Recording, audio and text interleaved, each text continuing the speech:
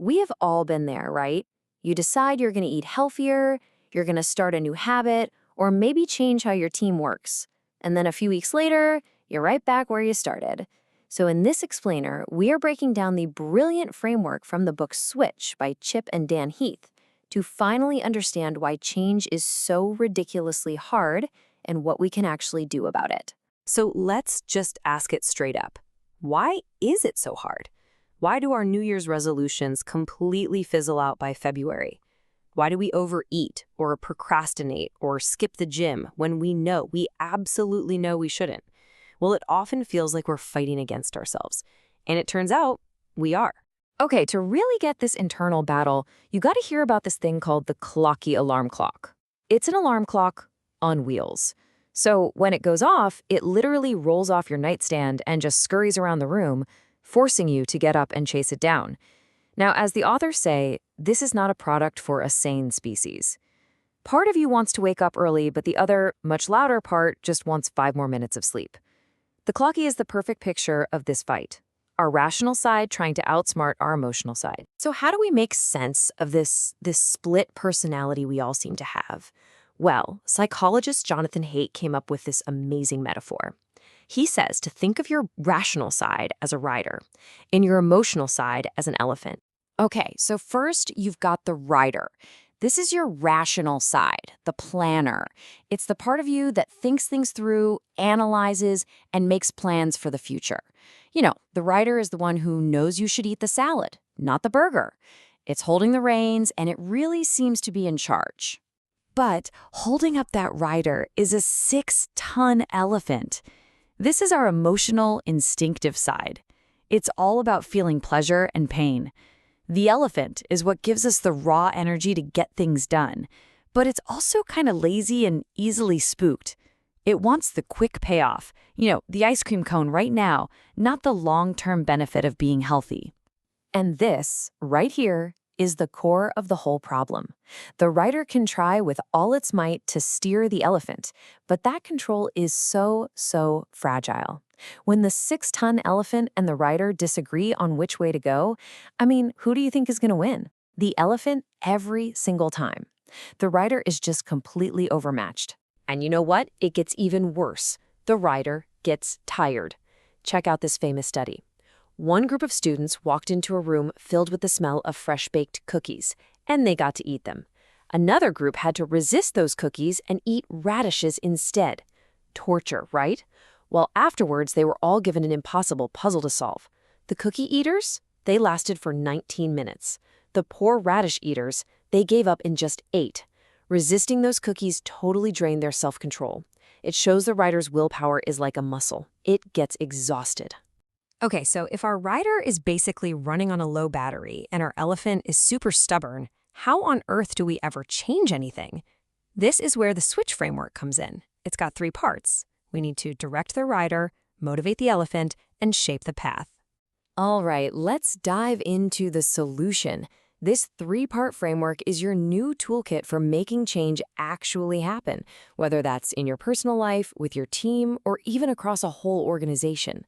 And here's the catch. You can't just pick one. You need all 3 working together. Think about it. If you only direct the rider but ignore the elephant, you get understanding but no action. You know what to do, but you just don't feel like doing it. If you only motivate the elephant without a clear direction for the rider, you get a burst of passion with nowhere to go. And if you don't shape the path for both of them, the journey is just going to feel way too hard. So let's break down each one, starting with the rider. So let's start with the rider. Its biggest weakness? Analysis paralysis. You know that feeling when you have so many options that you just freeze? That's the rider spinning its wheels.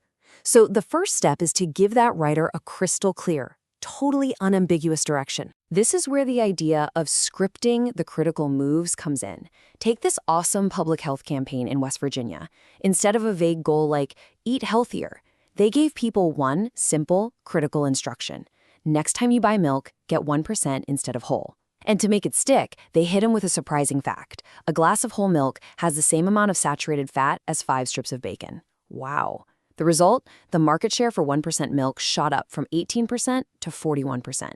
That's the key. Don't just point to the finish line, you have to script the first few steps. Okay, so giving the rider a clear map is step one. But that's not enough, is it? You've also got to get the elephant on board. Spreadsheets and analysis are great for the rider, but to get that big old elephant moving, you have to make it feel something. All right, what do you think this number is? 424. This is the number of different kinds of work gloves a huge company was buying across all its factories. There was an employee, John Stegner, who was trying to convince his bosses to streamline all this to save millions of dollars. But his analytical arguments, his spreadsheets, they just weren't working. So Stegner did something genius.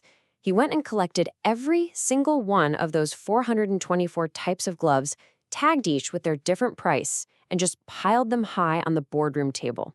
When the executives walked in, they were just stunned. They could see nearly identical gloves with wildly different prices right in front of them. The analytical case didn't move them, but this visual, emotional gut punch did. It created a feeling of, this is ridiculous, we have to fix this. That is how you motivate the elephant. So you've got a clear direction for the rider and a fired-up elephant. You're all set, right? Well, not quite. The final piece of the framework is making the change easier by tweaking the environment or shaping the path. Because what often looks like a lazy elephant is really just a difficult path. Our environment has this incredibly powerful and often invisible pull on us. There's this classic study where researchers gave moviegoers free popcorn. Some people got medium-sized buckets, others got giant buckets. The people with the big buckets ate 53% more popcorn. And here's the kicker. They ate 53% more even when the popcorn was stale. It wasn't a character flaw, it was a bigger bucket. The situation, not the person, was the problem. If you want to change behavior, you've got to make the right things easier and the wrong things harder. So there you have it. That's the framework in a nutshell. It's an incredibly powerful way to diagnose why a change isn't working and figure out what to do about it. The next time a change is failing, you can ask, what's the real problem here? Is my rider confused? Is my elephant reluctant? Or is the path just too rocky? Let's just put it all together. To direct the rider, you give it clear, simple instructions. Script those critical moves, just like the Buy 1% Milk campaign. To motivate the elephant, you have to create a feeling, not just present an argument.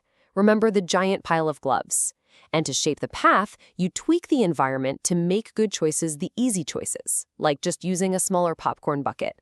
Real success happens when you get all three of these things right at once. And that really brings us to the biggest, most important takeaway of all.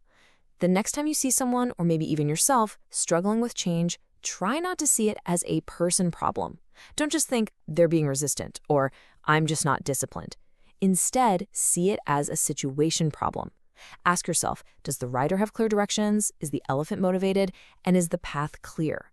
Because changing how you see the problem, well, that's the first step to making a real switch.